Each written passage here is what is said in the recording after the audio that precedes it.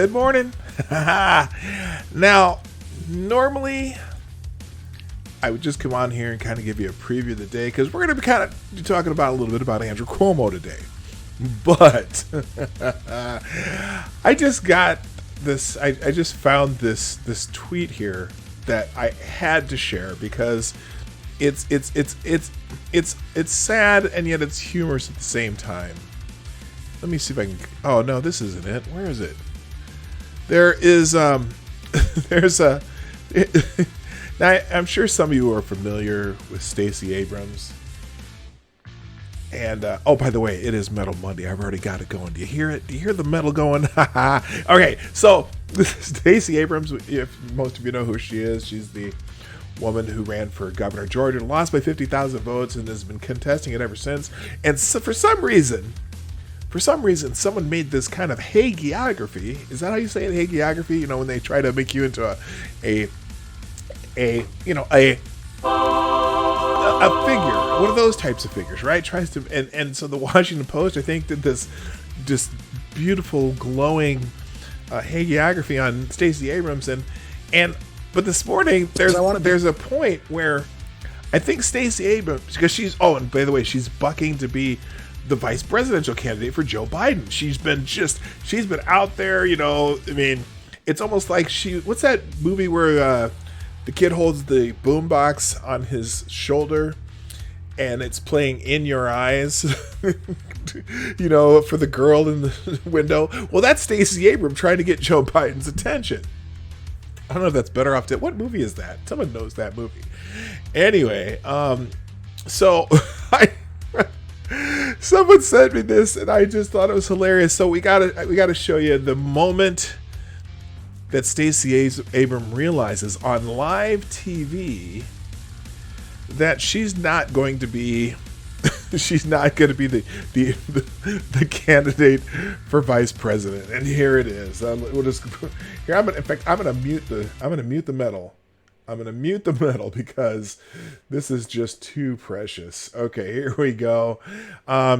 This is the moment that Stacey Abrams. This is great. Watch.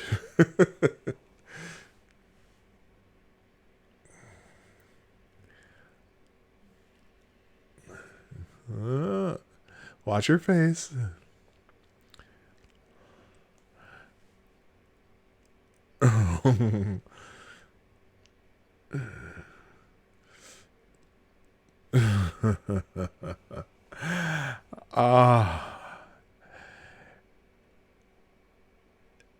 Now, I don't know.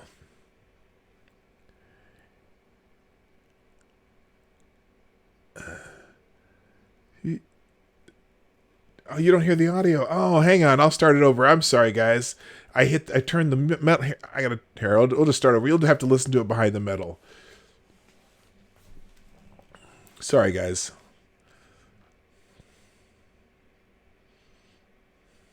Oh, it's still not on. Damn, why isn't that working? President, there we go. Do you have an announcement to make? I want to begin this with a question to Joe Biden because Stacey Abrams is here because Joe Biden invited Stacey Abrams to be here. And so, Mr. Vice President, do you have an announcement to make?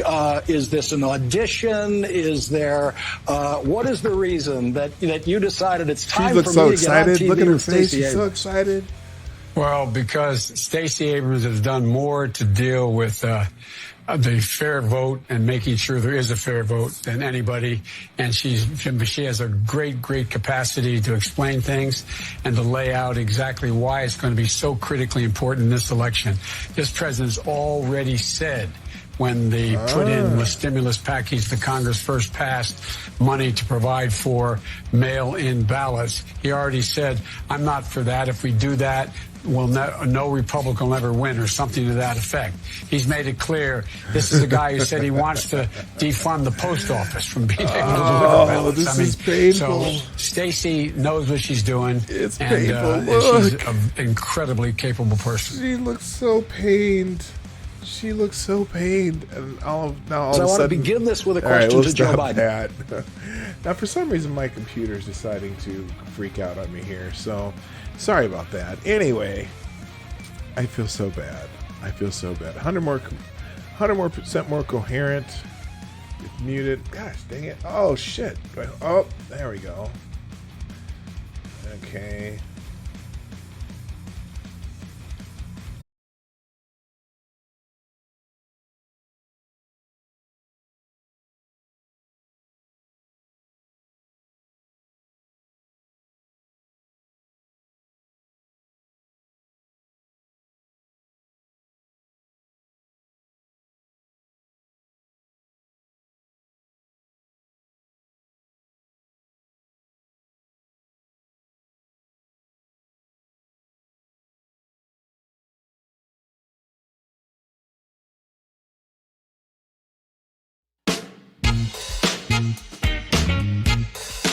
Ladies and gentlemen, coming to you live from the Lucky Dog Studio in a hidden location somewhere in the upper Midwest of the United States of America, it's a brother making his own way but with all the wrong opinions.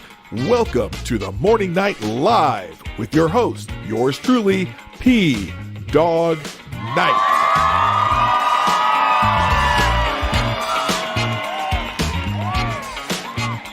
Yeah, I know. Look, I had to restart the whole thing, and what happens is when you restart, it comes back muted. I can't help that. In fact, here, let's have some metal. Because it is Metal Monday on the Morning Night Live. Yes, it is. I promise. Good morning, everybody. Welcome to Morning Night Live with your host, yours truly, Marty, a.k.a. PAWG Night. And stop calling me Boomer, because I resemble that remark. Anyway, it is the Monday of the week, May 18th, 2020. And I got the noise canceling headphones. It's really weird because I just have my old cheapy headphones, and these are much more noise canceling, and it's bugging me. But anyway, it is Metal Monday on the Morning Night Live, and if you're here, you're queer, get used to it. That's not what I was gonna say. Let's just say good morning to who's here, and then we'll get into it. I want to talk about Andrew Cuomo a little bit today. Well, a lot today, actually, because apparently for a while there, it was looking like Andrew Cuomo was the new Messiah. You know, the person that if they find Joe Biden, drooling in the corner of his basement, that they think that possibly Andrew Cuomo would be a good candidate to be the savior of the Democratic Party, for the presidency. And now Andrew Cuomo's already said he has no interest, none whatsoever. In fact, he was very explicit. He told his brother on the show, when he was on his brother's show, one of the several times he was, that he doesn't want to. But anyway, we'll get into that in a minute. First, let's say good morning to everybody. First, good morning to Richo, who is here first against the bell. And good morning to Cindy Rochelle. Cindy, thank you for tweeting out the show, as you always do. Good morning, Advocatus Diaboli, the Devil's Advocate. Grillin' Pirate Pete, lost you. Yeah, I'm glad Monkey reminded you. Good morning, Sheagrath. Good morning, Chi-Town Jay, Mike Savage, D.I. Freighter.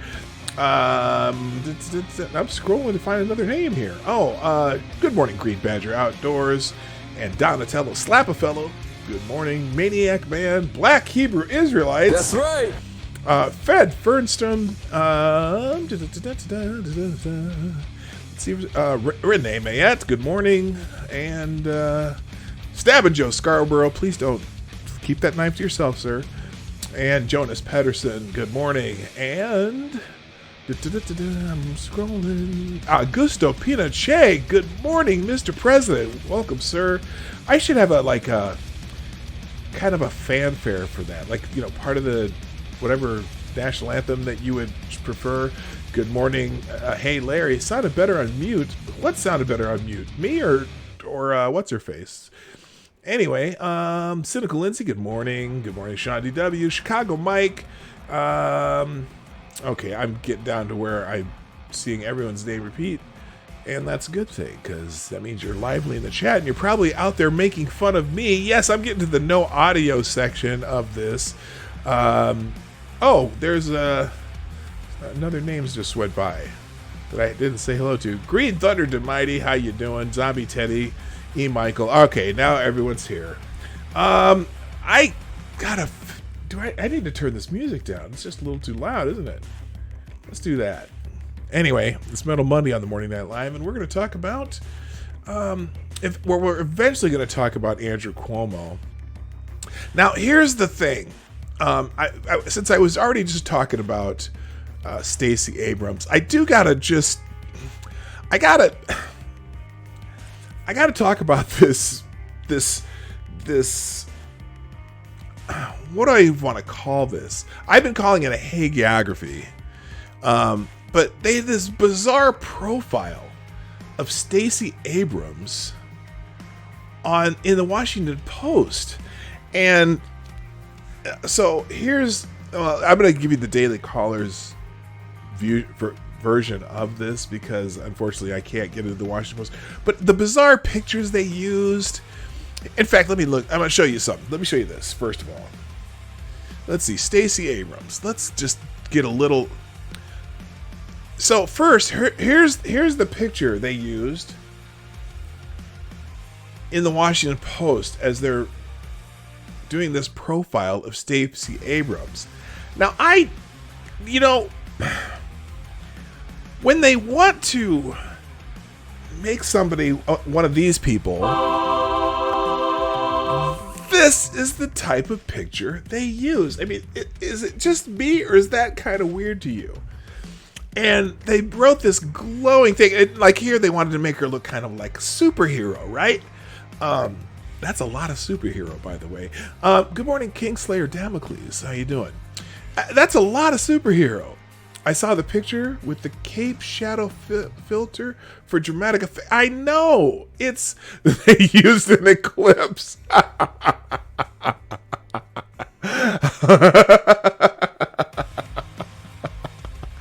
Okay, Sean, that's some funny shit. They made her into an eclipse.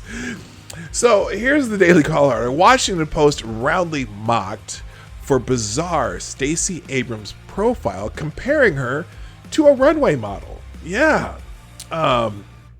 Washington Post was mocked after publishing a dramatic profile of former Georgia gubernatorial candidate Stacey Abrams on May 14th.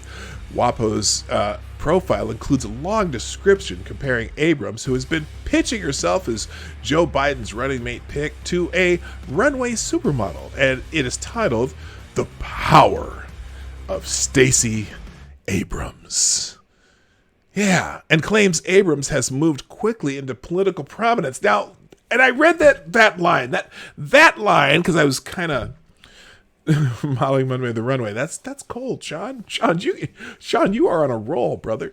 Okay, so has quickly moved to political prominence. Now, when I read that, and before I even read on this article, I saw that word, and I in particular singled out the word prominence, thinking, okay, political prominence. Well, let's talk about Stacey Abrams' political prominence, because she was a state legislator in the state of Georgia, and I believe she might have been even the Speaker of the House at one point in the state of Georgia. She ran for governor in the state of Georgia. She lost the race for governor in the state of Georgia by over 50,000 votes, although she claims there was voter suppression, there was voter fraud of 50,000 votes, mind you. Not like, it wasn't she won, like she lost by, 5,000 votes or 500 votes or 50 votes. She lost by 50,000 votes. 50,000 votes. And since then, as she's been complaining that she really won the Georgia governor's race, and she's made it on the news circuit. She's been, because she's been talking about voter suppression, this and that. But they used the word political prominence. Now, let me do something real quick here. I'm going to look up the word prominence. P-R-O-M-N-N, prominence. Let's see, definition. Here we go. We got the dictionary.com definition of prominence. Okay, and let's see if this describes Stacey Abrams. The state of being prominent, conspicuousness. Okay, she's somewhat conspicuous. I mean, they put her on TV a lot. They like to put something that's prominent, a projection of or protuberance. Yeah, I don't know about that. That's if you have like a prominent nose, like a big nose, and a projection or protuberance. No, that's not her. Although she is quite prominent. Okay, I won't go there. Also called solar prominence. That's in astronomy. Okay, so, but political prominence. They say political prominence. Now, Stacey Abrams does not currently hold an office, so that confused me right off the bat. Political prominence. She doesn't even hold an office right now. In fact, she lost the governorship of the state of Georgia by 50,000 votes. Okay, let's continue on to this Daily Caller article here. The article says that whether or not she's chosen as Biden's running mate, Abrams has moved into a unique space in American politics. Yeah, nowhere other than a frequent guest on MSNBC. Pandemonium. Oh, and this is how the beginning of the article starts. Wait, I need some. Well, this is pretty epic music. Let's do this. Pandemonium ensues as she walks to the far left of the stage like a runway supermodel, stops on a dime, poses, tilts her head slightly, and smiles. The WAPO's profile at Abrams reads, camera flashes explode. She next pivots and walks slowly to the center of the stage, freezes there, and repeats the pose. Again, the flashes explode. Abrams is summoning her inner actress, and she's both enjoying the moment and getting through it to get to the conversation. She then pivots and walks to the far right of the stage, same. You wonder whether she's done this before, because it is not necessarily what one would expect from a 46-year-old politician who was nearly elected the first black female governor in U.S. history. Well, nearly 50,000 votes. It's bizarre. I think they were just, you know what, look, they don't have a whole lot to say. Good morning, Jay Wolf. And good morning, Jenny Hellcat, Mr. Scott, Cairo Alexander, No Room for Squares, and Mr. Hugh. How you doing? That's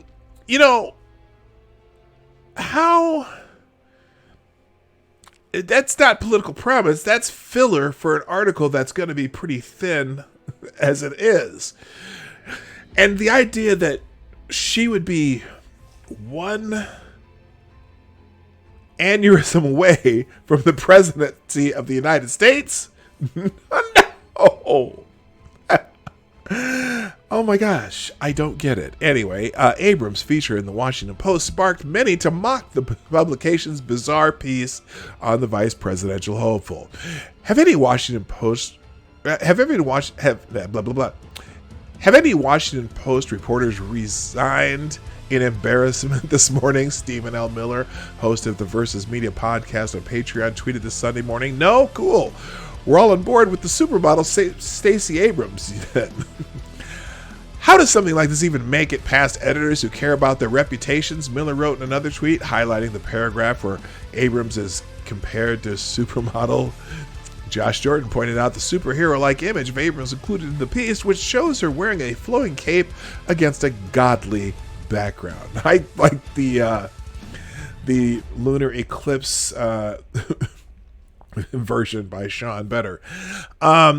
the desire from so many of the media to make Abrams into a larger-than-life superhero is bizarre and telling, Jordan tweeted. Well, you know what? I bet you if she lived in Illinois, she would be a one-term senator and then run for president and probably win with some lofty, superfluous slogan that really doesn't mean anything. Sound familiar? New York Post reporter John Levine wrote that it was disturbing that so many of my colleagues at other news organizations don't realize how bad this kind of hagiography makes us look. The comments including assurances that the piece is, in fact, real. It is a real article. The profile was written by left-wing activist Kevin Powell, who has made numerous unsuccessful runs for Congress. Powell said that on his LinkedIn before publication that it was a big piece about Abrams, whom he described as a visionary leader. Well, she's not leading anything right now, except for puff pieces in the Washington Post. It's been incredible witnessing her in action, Powell declared. Okay, good for him, and good for you. All right, real quick, the shill is time. PAWG becoming part of my morning routine. I trust he has a Patreon going to support. You know what? I have a Patreon and I've never promoted it. And I think I possibly will put that out there someday. I just haven't really figured out how I want to use Patreon. So until then, in fact, I don't even know if my Patreon is I don't even remember the name of my Patreon. I guess I have to figure that out. Let's see if I'm not sure if it's under PAWG Night or not. I use it to support some other creators, and I've never actually used it to. Let's see. I guess it is under PAWG Night. Okay, good. Let's go. What's wrong with that though? Okay, let's see. Does it even log in still? Verify this device. Oh, okay. Let's see. Well, we're gonna find out if my Patreon is still valid. Let's go here and here. Good morning, Jaeger Pony. Yes, we're doing some personal business. Oh, it is. Okay. Yeah, there you go. All right. Well, if this was you, click below. Well, hot damn. My Patreon is PAWG Night. It says it goes under my name. And there you go. Please confirm your. Oh my God. Okay. Well, I guess I haven't been on here in a while. I have outgoing things from it all the time. All right. Yes, I do. All right. And it has my name as Marty Johnson, which is my name, but that's okay. You all knew my name already. Or if you don't, I'm easy enough to find because I tell you every day what my name is. All right. So yes, I do have a Patreon, and I'll have to figure out how to use that someday. All right. Let's move on. Let's see. Oh, but in lieu of Patreon, you could always. But that's a good. That makes for a good transition. The Morning Night Live is brought to you by you, the viewers of the Morning Night Live. Please, please, please share this stream out using the little arrow down there. There's an arrow down there, or you can follow me on Twitter, Minds and Gab, and just retweet or repost the items I put on there to make sure people know about the show. Also, ban PAWG 90 docs himself. No, Augusto Pina J, my name has been out there forever because of the Prince story. So anyone who goes on my channel who from the early days already knows my name, which is fine. I don't care if people know my name. It's a common name, and it's not. I don't know if people can't. People could already find me. I don't care. I'm over it. Anyway, so. Also, please, if you like the show and like what we do, please hit that like button. I will remind you during the show and after the show, at the end of the show, on your way out, please hit the like button. And then finally, if you want to support the show financially, you can do that through the Streamlabs link down below or in the chat, because this show is sponsored by viewers like you. Support the show with your donations and have your super chats read live on the show. Click the link in the chat right there. One says super chat link here. One says this show is here. Share the stream. And follow me on Twitter, Minds, and Gab. So there you go. Good morning, BG. Good morning. Somebody else came in that I didn't see. Oh, I saw you already. All right, here we go.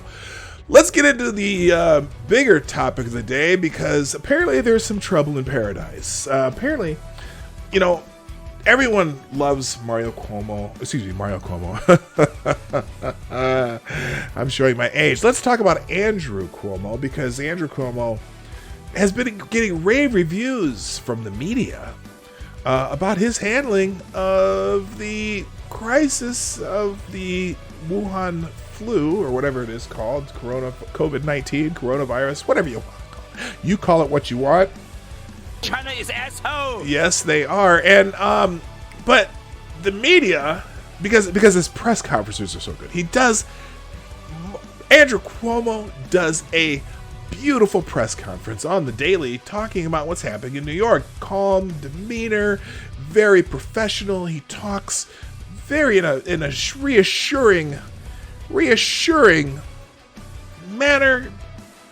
And yet, as I said, there is trouble in paradise. The J Kid, that's a new one. Yes, thank you. Yes, the PBS style shill. There you go. Apparently the people in New York are not happy with Andrew Cuomo, and apparently there's a move to impeach King Cuomo. I can't say it.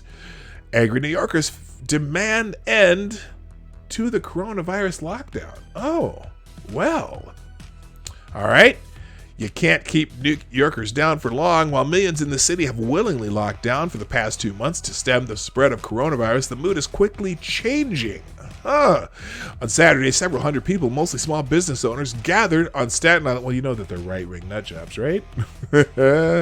you know if that's what they're going to get called, they're probably going to be out there. If the governor of Michigan has anything to say about it, she's going to say that they're out there with Confederate flags and Nazi symbolism. Della Hayes, where you been, brother? How you doing? I'm glad you're here. Anyway, on Saturday, several hundred people, mostly small business owners, gathered on Staten Island to protest Governor Andrew Cuomo's and Mayor Bill de Blasio's closure of businesses deemed non-essential. Now, I don't even know what a non-essential business is, because to me, if I'm doing business with somebody, it's essential. I got kind of upset the other day because, our the county that I live in is called Dakota County in Minnesota here. They have a recycling center, right? And you would think that a recycling center would be essential, even during these times of trouble. When you're weary, feeling small. Okay, I'm not going to sing Troubled Waters, but anyway. And it hasn't been open this whole time. The whole time the government shut down. Now, you would think recycling centers would be essential. Also, we went to go donate some things to Goodwill. And you know what? The Goodwill, you would think, is essential for people who are struggling financially, but they got to have clothes and things like that. And we couldn't even donate to Goodwill. Now, it's probably open today because in Minnesota, where I live, the lockdown has ended, essentially. They've got some restrictions, but I know for one thing, me and Lady Boomer are definitely going to brunch next Sunday because we have our favorite little bar that we go to brunch to, and we have some friends we hang out there with, and we're going to go drink some Bloody Marys and shit like that. But anyway, back to the story. Stand up to them. Do not lay down for them, Staten Island business owner Steve Margala yelled at the cheering crowd. The New York Post reported, who is going to stand with me? Who is going to swing their doors open on Monday and say, I'm going in. You want me? Come and get me, copper. I'm feeding my men. I'm feeding my family. I'm paying my bills, and I'm not going to let you stop me. Good for him. He said de Blasio has his own boots on our throats, or has had his boots on our throats for the past 4 years. He called Cuomo to Il Duce, which was Mussolini's nickname. Il Duce, is that what they called him? The parking lot of the Showplace Entertainment Center in Staten Island was filled up with cars and motorcycles, and many bearing American flags, while tunes from Motley Crue and Billy Idol blared over the loudspeaker before the noon kickoff. We want it all open so we could work, a sign company owner who didn't want to give us his name. 80,000 died so far. If we put down another 80,000 in this, in the 6 months it would take to create a vaccine, at least we would have our country. The 80,000 people will go down as American heroes. Cuomo has been widely praised by the mainstream media as beginning to come under fire for good reason. New York State has the most coronavirus cases in the United States. There have been 27,169 COVID-19 deaths in the state, the fourth most populous in the U.S., with more than 19 million people. But California, the most populous state with nearly 40 million residents, has had just 2,789 deaths. Texas, second most populous at about 29 million, has only 1,121 deaths. And Florida, the third on the list at 21 million and home to many elderly residents, comes in between the two at 1,779 COVID-19 deaths. Now that's fascinating. Now, we've talked about this more than once on this show, but I've been showing you that map of how the COVID-19 kind of follows climate. And let me see if I can find it here real quick. It's on my profile here. There it is. So I've been showing you this map from this article. And as you look at this, put it on the screen here. So, and it's a study from the University of Maryland where it says that most of the most drastic cases of this disease have been happening along this certain climate stretch here, where all the kind of green comes near the blue, and you'll notice New York State right there, between the green and the blue. Washington had a bunch of cases early with green and the blue. Now Michigan's up in the blue here, but notice that down below here, these countries have had less of an impact from at least fewer deaths, I should say. A lot of them had a lot of cases, but fewer deaths. And right along in here, there's Texas, Florida, California, who are just on the other end of that green and blue. So I don't know if it has something to do with the climate. Of course, subways probably have something to do with it. And the subways in New York finally were shut down. Or not shut down, but at least sanitized daily. But there's a story about that too.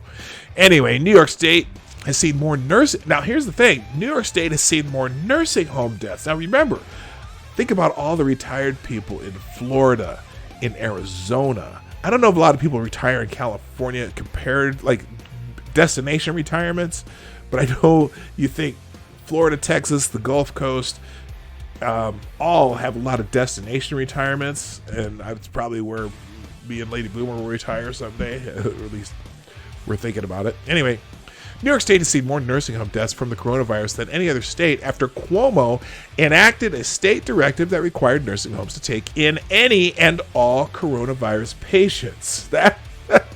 That's brilliant. Selecta Boy, how you doing? Yeah, boy. All right. And hi, BG. New York has seen 5,300 coronavirus-related deaths in nursing homes, which is about 1/5 of the nation's total of nursing home deaths, about 26,000. The Associated Press reports an average of 20 to 25 nursing home deaths per day in the state of New York, according to them, on Monday. And the governor has also come under fire for what he's doing to all the healthcare workers who came to the city from across the country for help.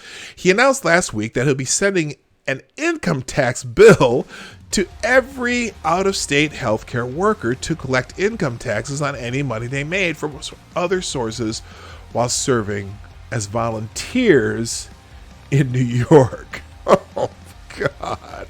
So here's what that means. Okay, so under state law, anyone who works in New York for more than 14 days has to pay state income taxes, and Cuomo made it clear that he wouldn't waive that provision. So what he's saying, even if you're making money from another source, if you're in New York State working, they will make you pay income tax on that. That's just terrible. Thank you, Black Hebrew Israelite. Yeah. Oops, wrong one. Boy. Well, something like that. There. Let's try this. That's right. All right. Black Hebrew Israelite with the $2 super chat via Streamlabs in the description. They're trying to promote a angry black. Okay, remember the super chats I read are certainly other people's. They are other people's words, not mine. black Hebrew Israelite says they're trying to promote an angry black biatch that can't take no for an answer. That's right. Too bad she doesn't have any self-awareness of how she comes across. She gladly dressed up as a superhero in order to be chosen for VP slot on a losing campaign. That's right. All right. Thank you, black Hebrew Israelites. Always very colorful in the language. Okay. Moving on. Also, now there's a lawsuit against the good Governor Andrew Cuomo. Lawsuit against Cuomo alleges bloodless coup has stripped New Yorkers of their constitutional rights. Oh, they're those racists carrying those Gadsden flags again.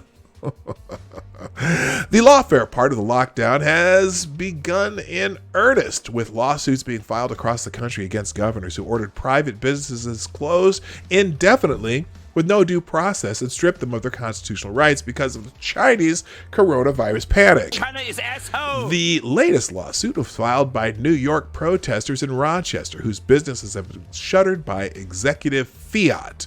The filing of the lawsuit was announced at a rally organized by Restart ROC on Saturday. We had a large turnout for the Restart ROC New York. ROC, New York has had enough of Governor Cuomo and his abysmal failures. Even the kids stand are willing to stand up for their rights. Okay, the group of business owners includes local radio talk show host Shannon Joy, Firing Pin Gun Club owner Brandon Lewis, and Libertarian candidate for Congress Dwayne Whitmer, among others. The lawsuit was filed on Friday. Here's the little snippet of the lawsuit.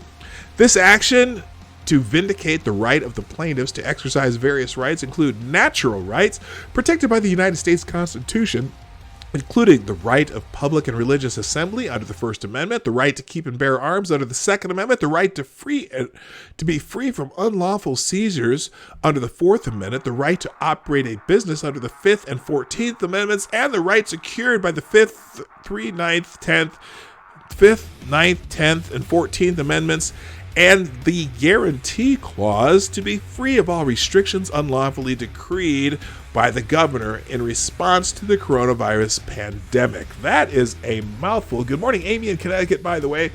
The lawsuit alleges that the governor and the legislature have used a serious pandemic as an excuse to revoke a long list of natural rights of the people of the state, which rights are unalienable and guaranteed by the United States Constitution. In New York, churches are still shuttered while people congregate at Home Depot and Walmart with no restriction. The government has set itself up as the authority on whose businesses will survive and whose businesses will fail.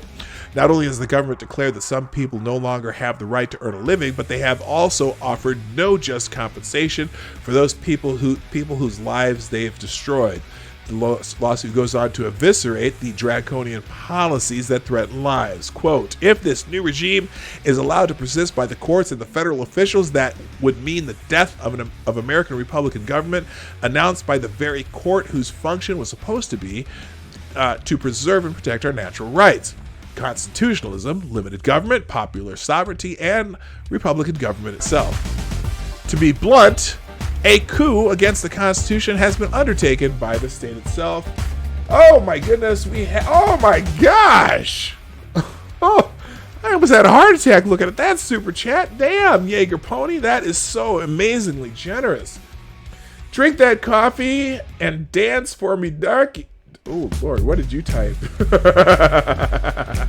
Oh Lord, what did I type? Yeah, let's not. I know you made a mistake. Okay, I got you. Thank you, Jaeger Pony. Damn, I'm okay. I'll read it because that's very generous. Also, thank you, Chicago Mike, with the $4.99 super chat. Andrew is sunny and not Fredo, right? Yeah, Andrew's more sunny, right? Andrew is much more sunny. All right, thank you so much. That is so kind of both of you, and all three of you who are on the super chat chain today. You don't know how much that helps me keep doing this. Okay, all right. In fact, by the way, I've been meaning to tell you this. So, I've been on this kick to relocate the studio, right? Because right now, the studio is my dining room. And my wife, Lady Boomer, would love to see me remove my computer equipment off the dining room table, even though the backdrop in the dining room is kind of cool. You know, I got the piano over here, and I got the cool picture up there. But alas, the studio is moving into the basement because after 9 years in this home, which the 9 years the basement was occupied by my son and a bevy of his friends almost every weekend. Now that he's graduated college and he's off on his own and he lives wherever he lives over there, the basement is mine, bitch. Actually, it's not mine, it's Lady Boomer's, but she's gonna allow me to have a corner for my studio. And so we're going to start building the studio down there with some backdrops and some, I'm going to have people do some green screen stuff and cool things. And also say, it's going to be nice. I've just ordered a new modem for the specific modem specifically for that part of the house. And I'm fired up. So the new studio is, here's what we did. Have you ever called 1-800-GOT-JUNK? Well, we called 1-800-GOT-JUNK and, we had 4 couches down there, and we had a big credenza. We had a giant, we had a big 60-inch TV that my son used to play his Xbox and shit like that. And it was an old one, but it worked. And we had all kinds of furniture down there. That's where my kids, here's the thing. So when my son was in high school, and even during some of his college years, because he went to school near here. My son is one of those kids that everyone hung out with my son. Everyone liked my son, and so all his friends were always in our basement. And some people were like, how do you do that? How do you have a bunch of high school kids in your basement all the time? Well, the beauty of that my son would love to have his friends in our basement is I always knew where my son was. So even if they were doing some things that perhaps might have been pushing the edges, I at least always knew where they were. And my wife and I, or the other parents, knew that my wife and I always took keys. So if they were sneaking something in the basement with water bottles, even if we didn't catch them every time, we always knew where they were, and they couldn't leave unless we said so. And they could all just crash out there, but, it was one of those things. All right, let's move on. So anyway, here is another part of their complaint. Brandon Lewis, the owner of Firing Pin, is one of the plaintiffs suffering under the shutdown. Guidance as to reopening of gun stores has been unclear. However, it has been alleged that gun stores in the Finger Lakes region, which includes Genesee County, may open for curbside service only. Oh my God, it's okay. So the gun stores may open for curbside service only. You know what picture just popped into my head is, I'm pretty sure that in some hoods, that's kind of how you buy guns. Curbside service, or maybe remote parking lot service. I don't know. Anyway, restricting gun shops to curbside service is only a significant violation of their Second Amendment and due process rights, as it significantly hinders the provision of services to their customers, interferes with the regulatory compliance, and creates a significant security risk by forcing the stores to do business outside their normal secured perimeter. Yeah, I'm not going to do guns curbside service for a gun store. Oh my gosh. That's hilarious. Not only are the rules vague, but the governor has given total authority to local officials to do whatever they want, which creates confusing and contradictory rules from region to region. Moreover, it has been alleged that local law enforcement officials may have a different opinion on whether gun stores may operate on a curbside basis and with what precautions. That being the case, it is essential that this court issue injunctive and declaratory relief on emergency basis to protect the plaintiff, Brandon Lewis's rights, and provide him with legal guidance so he can avoid arrest, harassment, prosecution, and or having his license revoked. Thus, the governor has now unlawfully delegated the very same legislative powers that were unlawfully delegated to him. In doing so, he explicitly stated that this power would be exercised by those unelected regional bodies and officials, not by himself. So yeah, The passing of the buck strategy that many governors are using by handing off authority to local officials is causing great confusion and giving power to people who don't have the constitutional authority to wield it. The lawsuit alleges that the legal ground is constantly shifting beneath the feet of the plaintiffs, leading to total chaos. The constantly moving goalposts also are a real problem and an assault on the constitutional right of New Yorkers. Quote, however, the lockdown has been repeatedly extended, and there are no assurance that it will not be extended again and again or modified with numerous unlawful conditions violating the rights of specified herein. Further, without the relief requested herein, the governor could at any time reimpose the lockdown on flimsy evidence on the basis of the virus or any other ill-defined emergency conditions listed in the statute. Lisa Reeves, a plaintiff and divisions. Let's see. So violation of constitutional rights, due process, and liberty. Lisa Reeves, plaintiff and a hairdresser, alleges that she was unable to get the unemployment insurance that the state promised was available to those put out of work.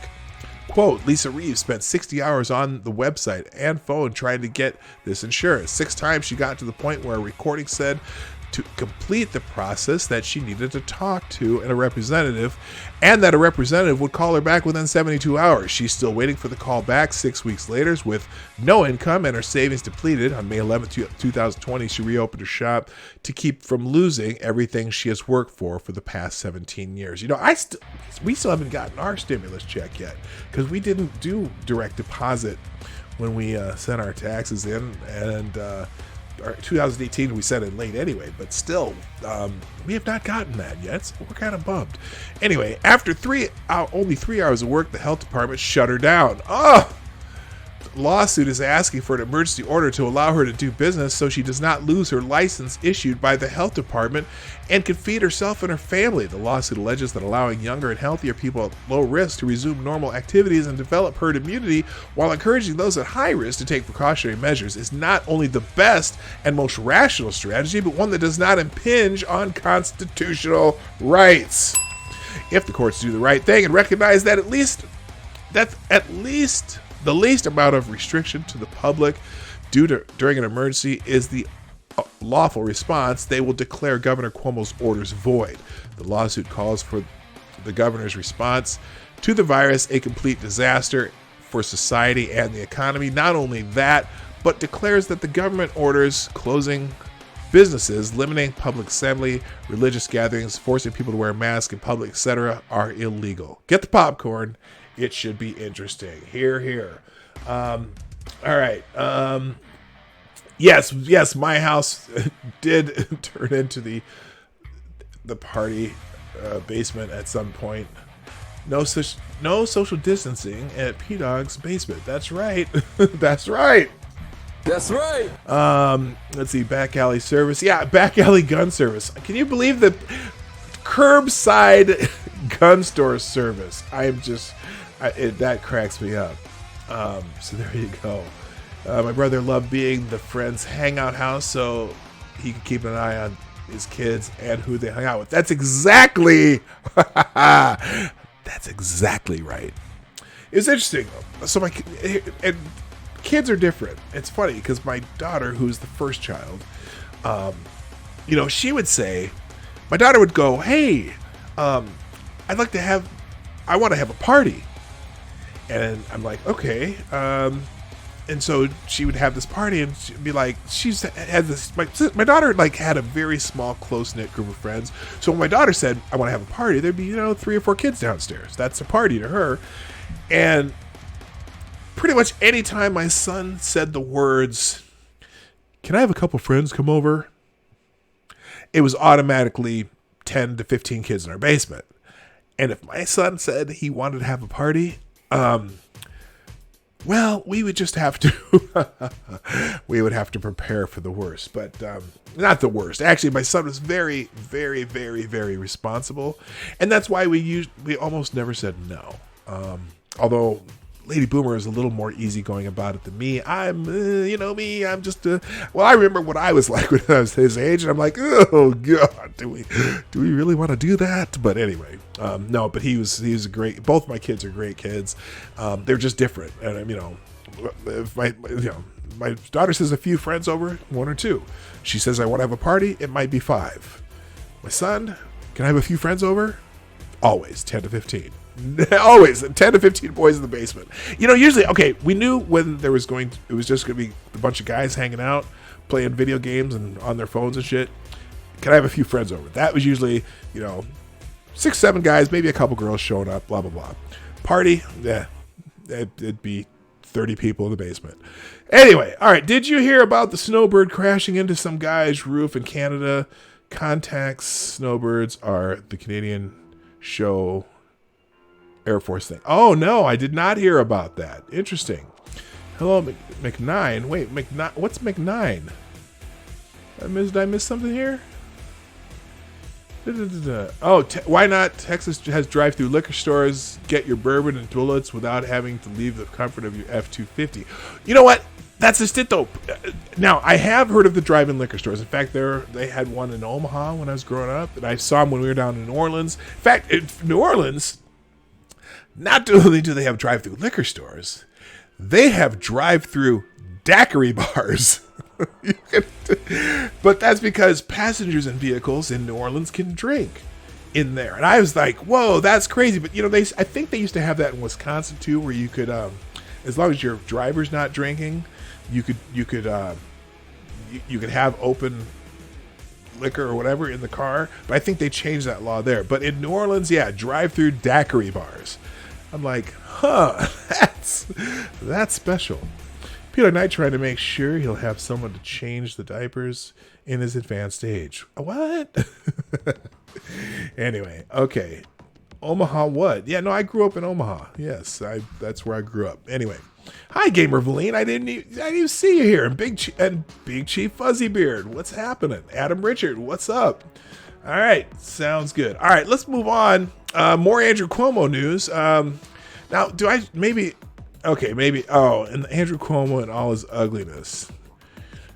Well, let's read this one. Okay, so more on Andrew Cuomo from the American Thinker. Much of the nation these past few months has focused on New York State since it became the hotspot for the coronavirus outbreak in the U.S. Many have also complimented Governor Andrew Cuomo's response in fighting the pandemic, even to the point of suggesting he should substitute for presidential hopeful Joe Biden as the Democratic Party nominee to face Donald Trump in the November election. On Tuesday, now listen, this is good. Cuomo proposed a new law that aims to prevent corporations from receiving stimulus funds as a result of COVID-19. While he presents himself as a governor who will tackle all forms of injustice, especially in the light of his continual hands-on approach during this crisis, Cuomo is anything but the knight in shining armor he is portrayed as.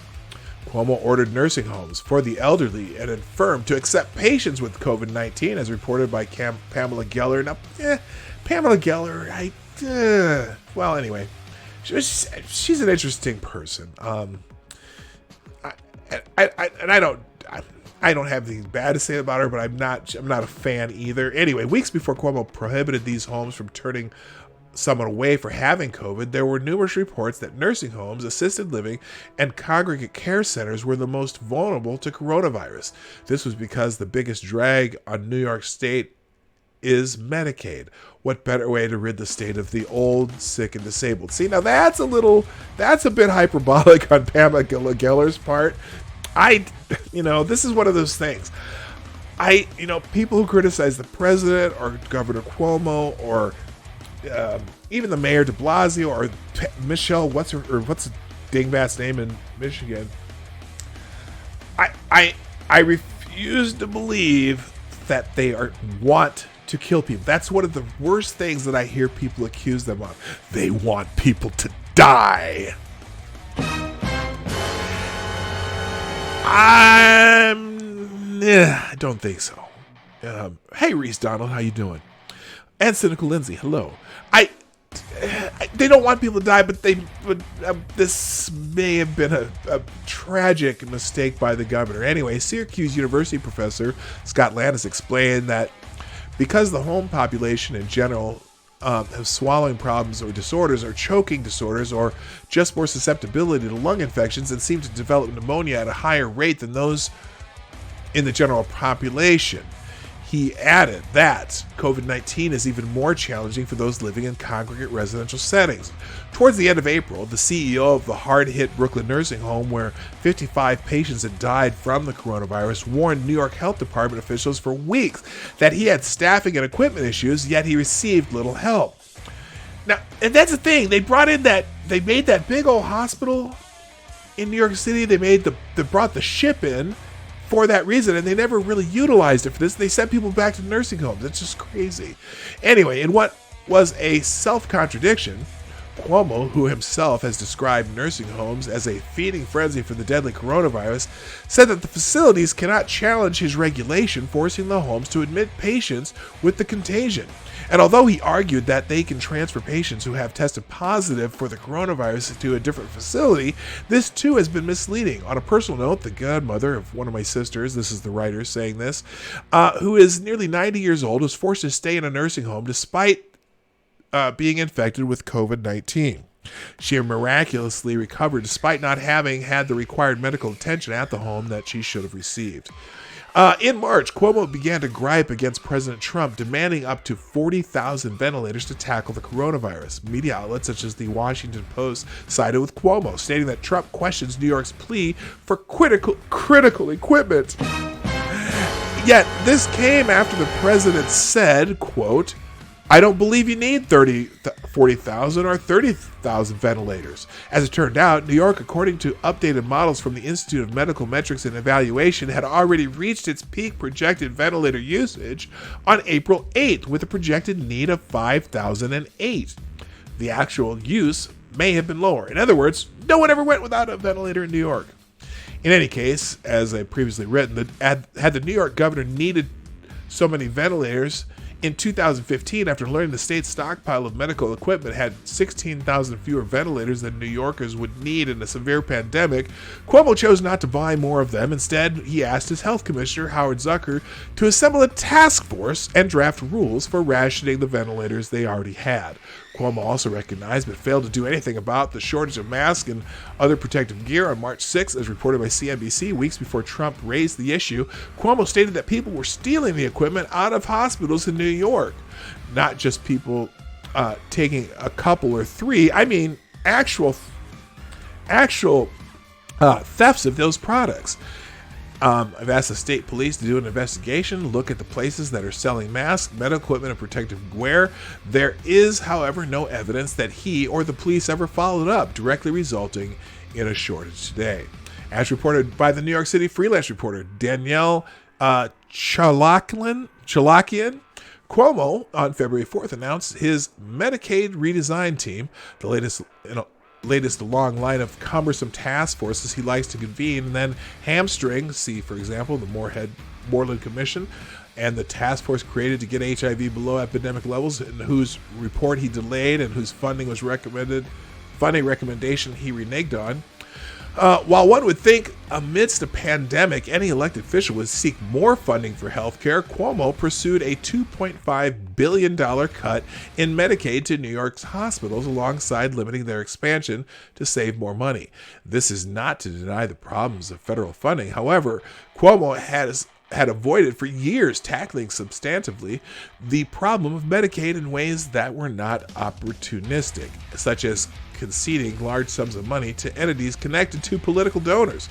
He could have spent the necessary $576 million at disposal on the ventilators to prepare for the worst-case scenario, but instead, he opted to spend $750 million on a boondoggle Buffalo Billion solar panel factory. So anyway, Cuomo is starting to get a little bit exposed on some of this stuff. Finally, just do one more here.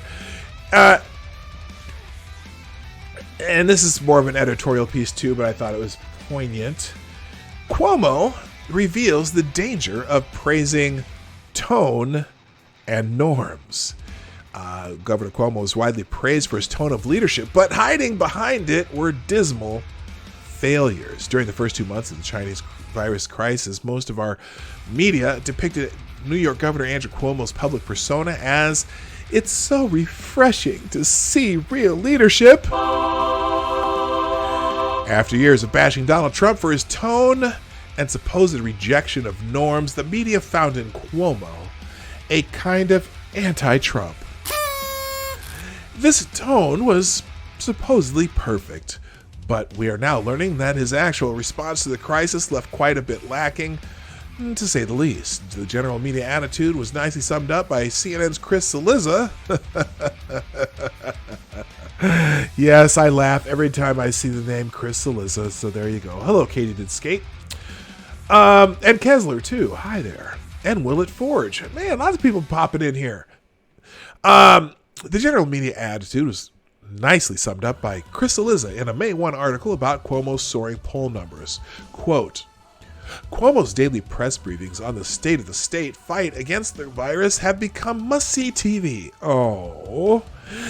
And Cuomo ranges from stern father to loving counselor to frank friend and back. He has also benefited from the radical transparency about what he knows and doesn't know about the state's fight against coronavirus. Oh, isn't that special? But this week, a devastating report from ProPublica shows that behind the scenes, when he wasn't making must-watch TV, Cuomo's slow response and childlike feud with the New York City Mayor Bill de Blasio hampered the city and state's early efforts to contain the coronavirus. As for radical transparency, Cuomo still offered no good explanation for the state's policy towards nursing home that fathers the most deadly petri dishes. So obviously this artist goes through a lot of the same stuff as we talked about before, so I'm going to just finish there. Hello, Johnny Blaze. Hello, who is our resident lurker. So anyway, let's. I got a couple other just quickies here that I want to go through before I get into the Twitter trends and things like that. So I'll just read these off the screen. First, there's the joke of the week, and these are all from my favorite aggregator and blog, Ace of Spade. A woman ran a traffic light and crashed into a man's car. Both of their cars were demolished, but amazingly, neither of them was hurt. After they crawled out of their cars, the woman said, "Wow, just look at our cars. There's nothing left. But fortunately, we are unhurt. This must be a sign from God that we should meet and be friends and live together in peace for the rest of our days." The man replied, well, first of all, the woman is quite attractive, so the man replied, "Hey, I agree with you completely. This must be a sign from God." The very beautiful woman continued, and look at this. Here's another miracle. My car is completely demolished, but my bottle of 75-year-old scotch didn't break. Surely God meant for us to drink this finished delicacy and celebrate our good fortune. Then she handed the bottle to the man. The man nodded his head in agreement, opened it, and drank half the bottle, and then handed it back to the woman. The woman took the bottle, immediately put the cap back on, and handed it back to the man. The man asks, aren't you having any?" She replies, "Nah, I think I'll just wait for the police." Some years ago, Adam ate the apple. Men will never learn. There you go. Charles Morrison lurking. Also, lurking is fun. I'll tell you that. Just, I would say some quick hits here. Poor little former Prince Harry. You got to be careful what you wish for. Prince Harry may have regrets about Megxit. That's a great. I haven't heard that one before. Megxit. As it's revealed, he's struggling with new life. Harry is particularly missing the life in the army, as he had to give up his military appointments when he stepped down as a royal. Speculation is mounting that Prince Harry is having regrets about stepping down as a senior member of the British royal family and moving to Los Angeles, California with his wife Meghan Markle. It has just been reported that Harry is struggling with the fact that he is both friendless and jobless in his new home. So maybe the sex wasn't so hot after all. Poor Prince Harry. Or maybe it was. I don't know. Anyway, it's got to be good for a little while. But, oh wait, hadn't she had a child? Yeah, that shit's over. Forget it. Anyway, here's one. There really is a market for everything. This is out of Harrisburg, Pennsylvania. U.S. Customs and Border Protection officers in Harrisburg agreed with the Pokemon slogan, "Gotta catch 'em all," when they seized more than 86,000 counterfeit Pokemon action figures on Wednesday. They say if authentic, the figurines would have had a manufacturer's suggested retail price of nearly $604,000. While inspecting international parcels on May 4th, CPB officers examined a shipment manifested as plastic furnishing articles that arrived from Hong Kong. The shipment contained 15 boxes that contain a combined 86,400 Pokemon toy action figures, all counterfeit. There you go. Way to go. Customs and Border Protection. Thank you, gentlemen. Moving on, the government, thou shalt not pick winners and losers. A federal judge in Michigan has ruled gentlemen's clubs are eligible for Wuhan virus federal assistance, claiming businesses cannot be discriminated against. And let's be honest, the clubs give guys more joy than a Walmart or Amazon, but not Home Depot. Strip club workers and owners losing their shirts in this coronavirus pandemic cannot be barred from emergency federal loans and grants. A federal judge ruled on Monday. The U.S. District Judge Matthew Lietman sided with the plaintiffs led by the DV Diamond Club in Flint, Michigan, and said that the Small Business Administration, in doling out funds from the Paycheck Protection Program, cannot exclude legal businesses deemed to be of a prurient sexual nature. So, hey, looks like your favorite strip club is going to stay open. Hey, in fact, in Minnesota, I bet they're open today. Well, I don't do that anymore. I did that when I was young, but I'm not into that. I'll just go to MITAM, the Monkey in the Morning hashtag, and look at pictures. Anyway, cool thing or shit, you be the judge. YouTuber Funk Turkey, previously at Neatorama, fed lyrics from AC/DC songs into a Markov chain and generated a new AC/DC song. The lyrics make about as much sense as you expect, but this is definitely an AC/DC song.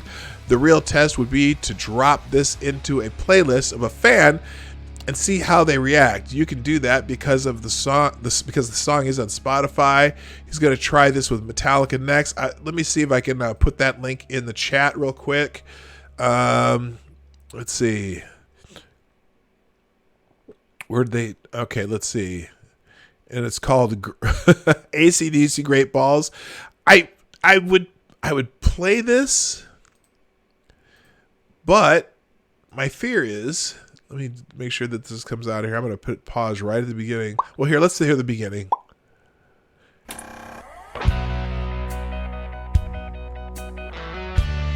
Okay, nope, I'm not going to play it because I know that I'll get one of those little flaggy things. So I'm going to put that in the chat. You determine if you think this sounds like an actual AC/DC song. It's in the chat.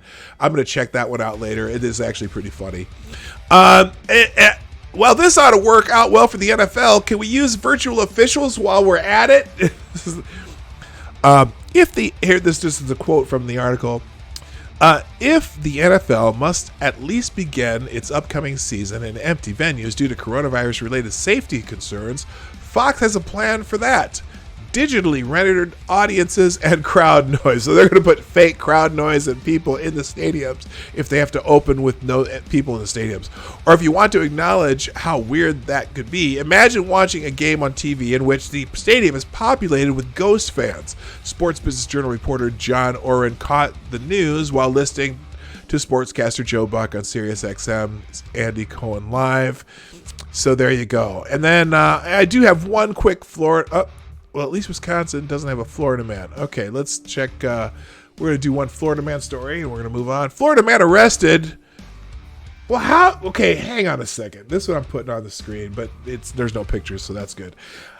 Florida man arrested for driving with his penis out. How did they know he was driving with his penis out? Anyway, Florida man Justin Mosser had a very legit reason for driving around with his penis out and allegedly stroking it as he pulled up next to women driving around Avon Park, Florida.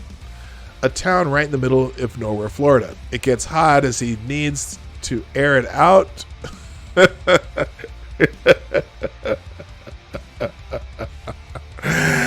Legit reason. It's hot as F season in Avon Park and the humidity is rising. Justin needs to air it out. Simple as that.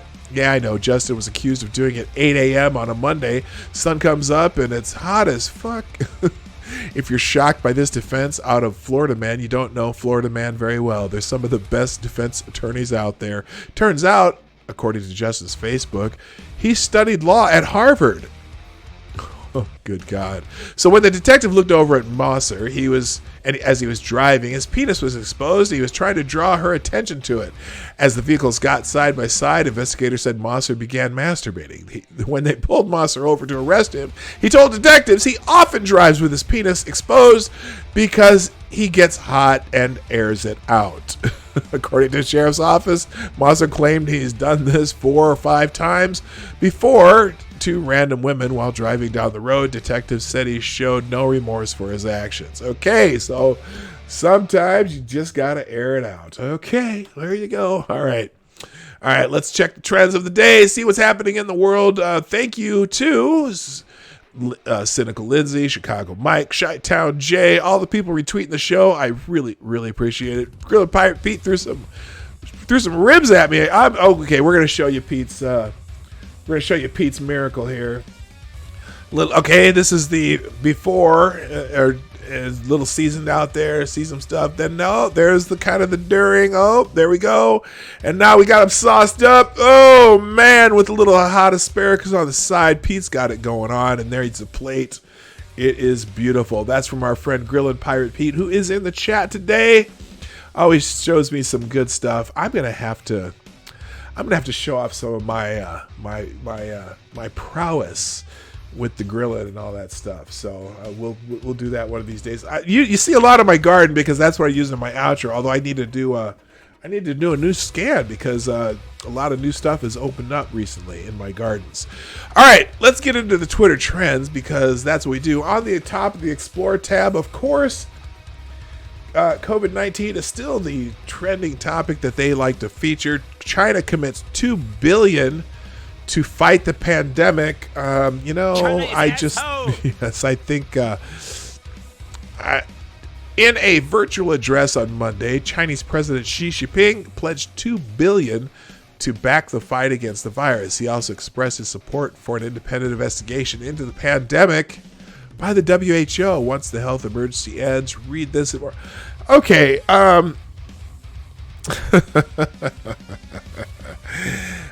an independent investigation by the WHO, which is kind of dominated by China. Well, we'll see how that goes. Let's see, anything else? So China supports a comprehensive evaluation of the global response to the coronavirus pandemic. Oh, wait a minute.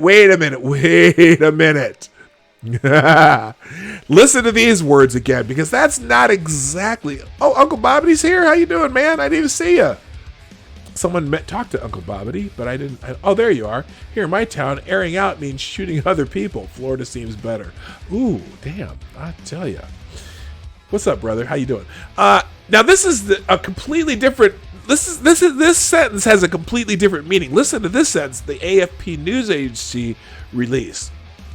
China supports a comprehensive evaluation of the global response to the coronavirus pandemic after it has been brought under control.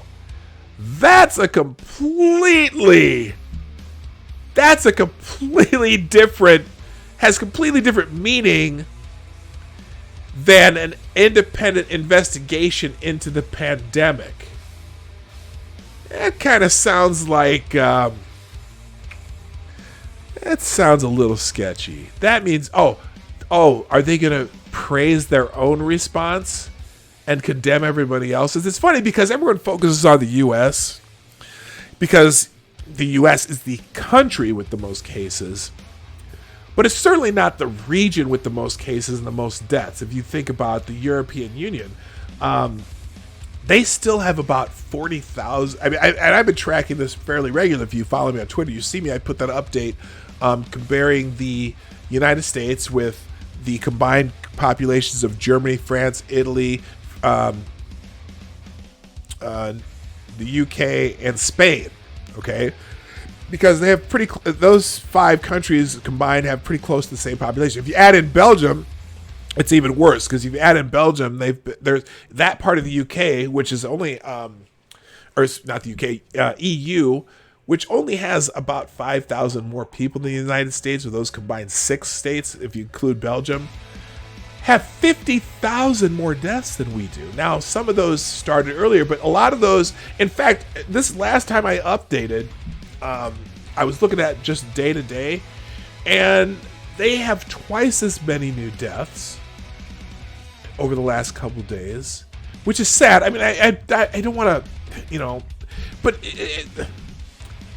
when you see someone putting on Twitter Trump virus or Trump has blood on his hands, well, who has blood on their hands in all these other countries where this is happening at a higher rate? With a higher rate of cases, a much higher rate of deaths. Now, granted, there's still people dying in the U.S. There's still people sick from this, and we should mourn the people who have died. But let's not forget, we're not alone in this, and we're certainly not even the worst. Belgium's death rate is higher than almost anyone in the world, other than one town. There's one city that is its own country near Spain, San Marino, that has a higher death rate, but it's basically it's in that same region of Spain. But all these countries have higher death rates than we do, and it's funny because as I look at some of the news from those countries, for example, is it the Prime Minister of Belgium, or I can't remember if it was Prime Minister or President, but they're under fire just like Trump is, and not so much Spain, but definitely Boris Johnson is taking a lot of heat in the UK. The different leaders are taking their hits in all these countries, and it's like, this is a virus. It's not a virus that we necessarily, the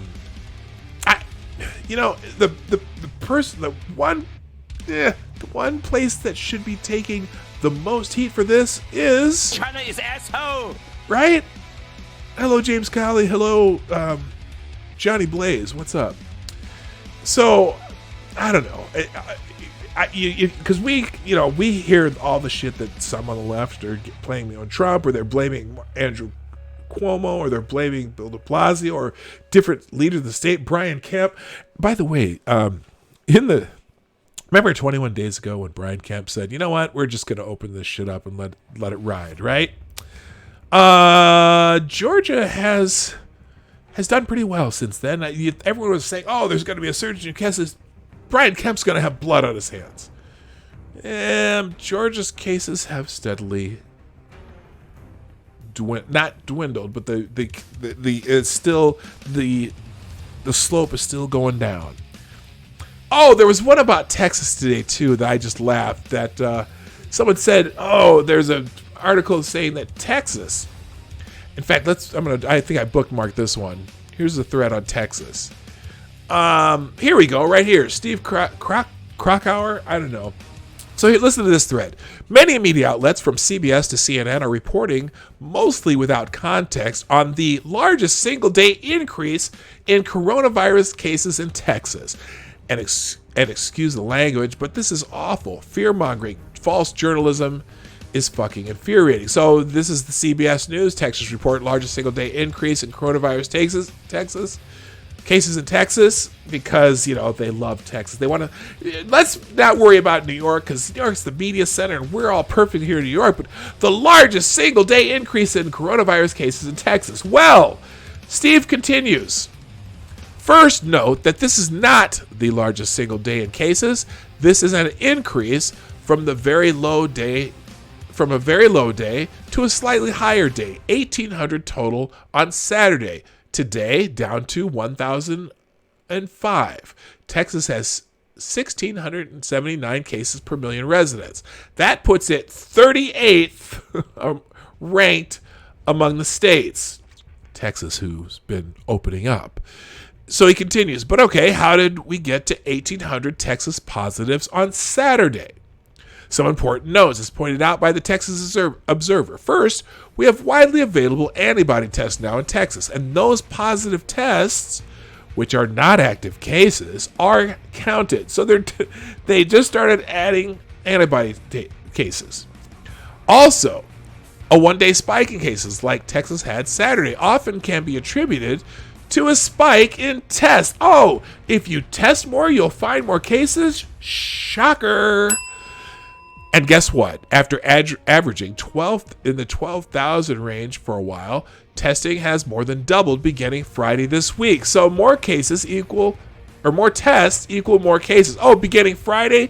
And what day did they have their so-called single biggest day in new cases? Oh, on Saturday. Shocker. If you want to know whether there's really a coronavirus spike in Texas, you'd see it in an increase in hospitalizations. Guess what? Apparently, this IHME site is incredible. Texas is fine. Apparently, they don't have a lot of new hospitalizations. It's pretty much their projected invasive ventilators needed. Okay, so they haven't had a spike in cases in the last few days. That's just, that's over the last 3 months. No spike in cases. So there you go.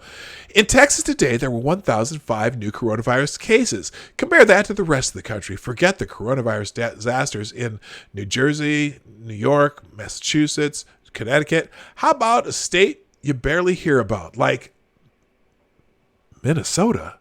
That's where I live. 700 new cases in Minnesota, and Texas has 5 times more residents. Well, here's the thing, too. Minnesota has vastly ramped up its testing too.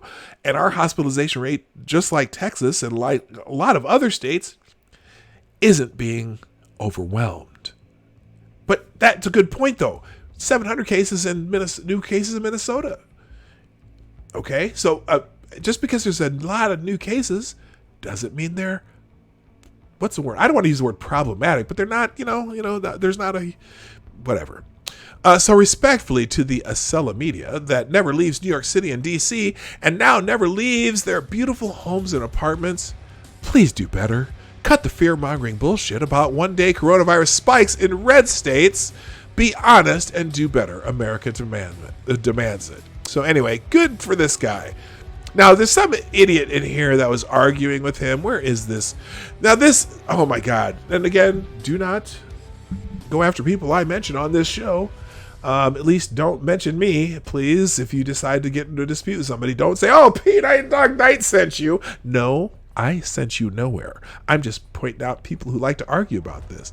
This Jeff Rivers fellow decides to say, oh, downplaying a pandemic is definitely the right call. Oh, motherfucker, no one's downplaying the pandemic. But let's be serious. Serious. Anyway, I'm done with him. I'm not going to even go into it because this guy's an ass. Anyway, so let's go into the actual, let's go to the actual trends today and let's get the hell out of Dodge. So here we go. Trending today, number 1 trending is Monday motivation. Let's do we're going to skip Monday thoughts. We'll do Monday motivation today. Let's see if there's anything motivating under Monday motivation, or will it be just TDS Central? Will there be, well, of course, there's always a little bit of both, but let's see. The top Monday motivation on my screen will be, let's see. My name is Thedo Thelma Mosley. This is my Miss SA 2020 entry video. I don't know what that means. She's an attractive young woman here. Let's see what she has to say. Hey, I'm Tato Moseke. I'm 25 years old. Kimosoto from Chippendale, which is a very small town in the Northwest Province.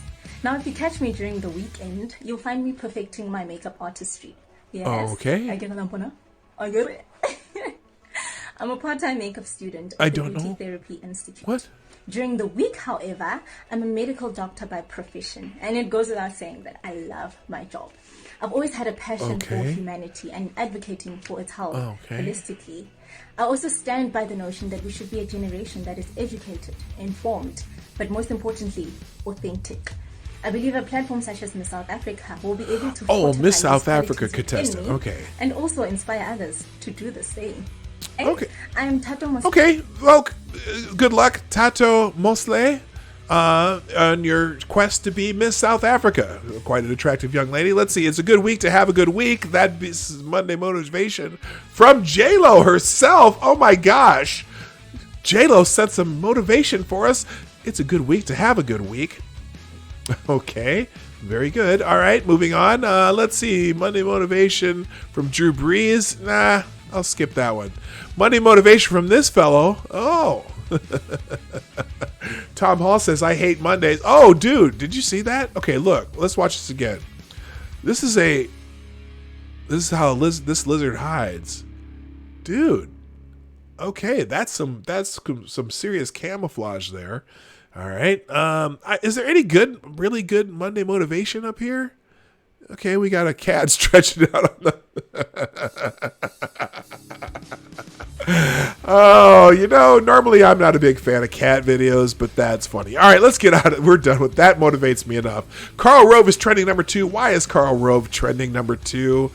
Let's see. It's unseemly for a former president to take a virtual commencement ceremony for a series of historically black colleges and universities and turn it into a political drive-by shooting. Karl Rove on Obama's commencement speech, in which he indirectly criticized Trump. Well, that wasn't indirectly criticizing Trump. He directly criticized Trump. And, it's unusual for a former president to criticize the current president, but he did it, and I thought it was kind of a jerk move, but still, that's his prerogative. If he wants to say stuff, he has First Amendment rights too. But apparently Aaron Rupaw does not appreciate it, and Yashar Ali didn't appreciate it, because he says Karl Rove engineered a push poll during the 2000 South Carolina primary that asked voters if they would be less likely to vote for McCain if they knew he had an illegitimate black child. He knew this attack would work because McCain's 9-year-old daughter, Bridget, was from Bangladesh. Oh, yeah, Karl Rove is not the greatest person on earth, although sometimes he does. Sometimes he makes sense, but sometimes he doesn't. And of course, all the people are going to blame him for racism. If Karl Rove thinks a black president speaking the truth to black students is a political drive-by shooting, then a white guy lying about a black president's birth certificate for 5.5 years must be a damn cross-burning. Oh, snap. That is... Anyway, that's why Karl Rove is trending. We're skipping Monday Thoughts. We're skipping Monday Morning. Number 5 trending. Transition to Biden. Oh, my goodness. My goodness. Transition to Biden is trending. Barack Obama is the Harvey Weinstein Democrat says, since transition to Biden is trending, let's play a game. Name your 3 favorite Joe Biden policies and how it will change your life for better. Go. Oh, snap. I'm going to follow this dude. Oh, wait. What? Progressive martial artist, Sunrise Movement, citizen journalist, United Left? Interesting. Name your 3... You know why they did this? Because this guy is not a Joe Biden fan. He is a Bernie bro. And so he is not happy the fact that Joe Biden is their candidate. Oh, goodness. Let's see. Since transition to Biden is trending, a nice picture of the former vice president with the former president. Now that's a nice picture. It's certainly a picture that I would prefer not to be anywhere near the White House again, but that's okay.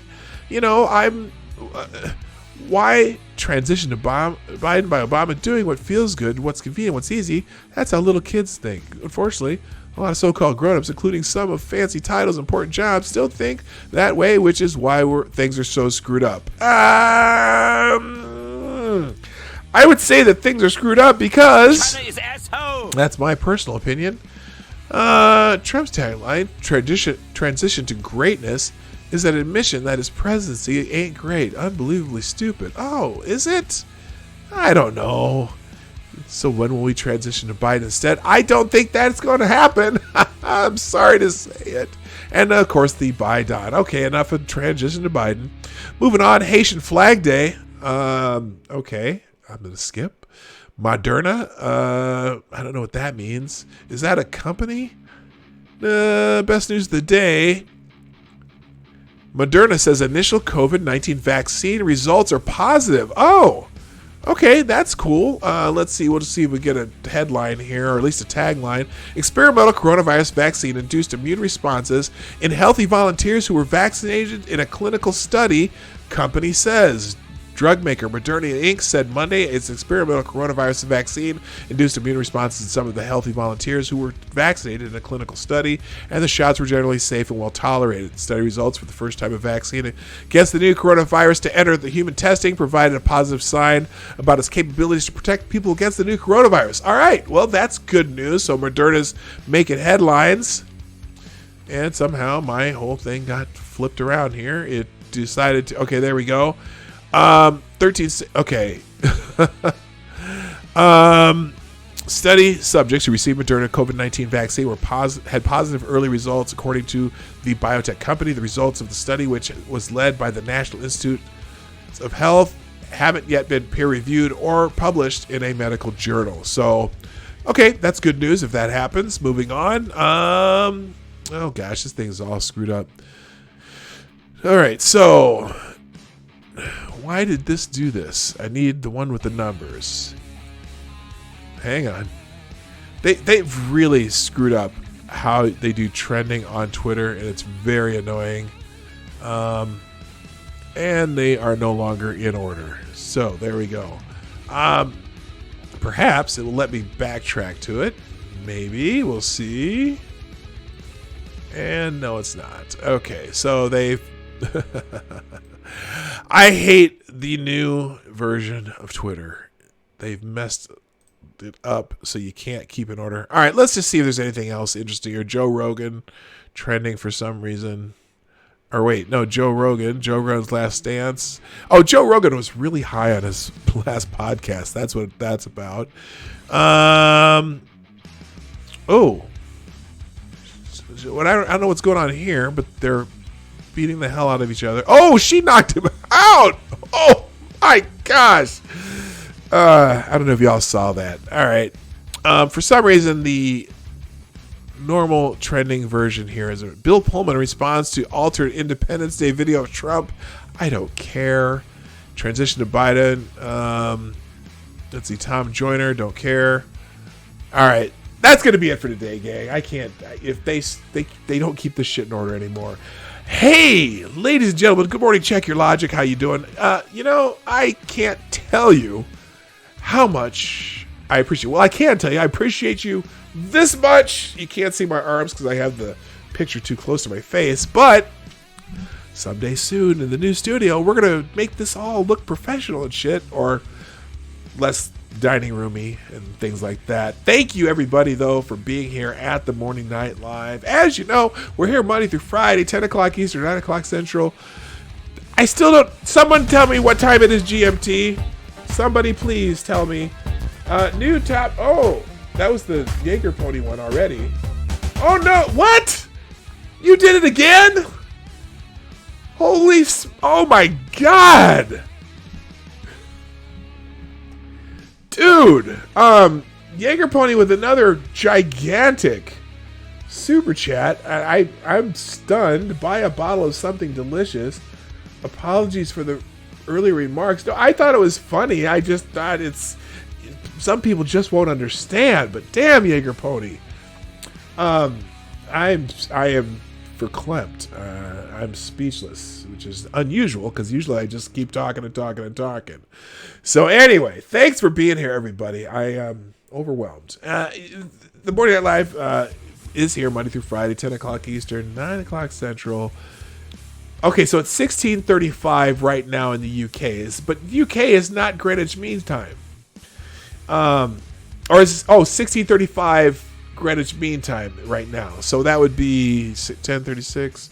So 1500 GMT is when we start. Okay, so no, not 1500. 1500, 3 p.m. 1500 GMT. All right. So anyway, on your way out, if you haven't done so already, if you like what we do, hit the like button. There's 50-some people here, 32 likes. Hit the like button, please, except for Duck Dog, who does that other thing. And Yeah, I might buy a couple bottles of Jaeger with that one. Holy shit. Thank you so much. That is unbelievable.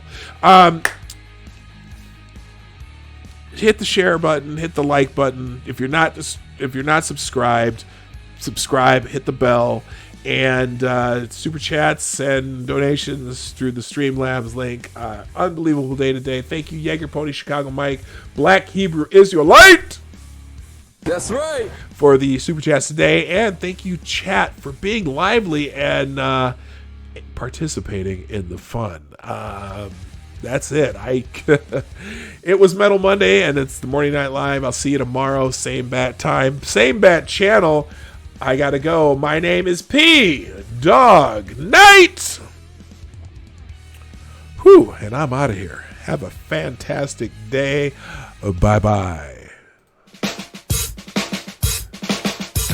Hey, this is PAWG Night, and thank you for watching today on the PAWG Night channel. If you have an observation or remark you'd like to make about this video or my channel, I absolutely welcome you to write it in the comment section down below. I really look forward to hearing from you.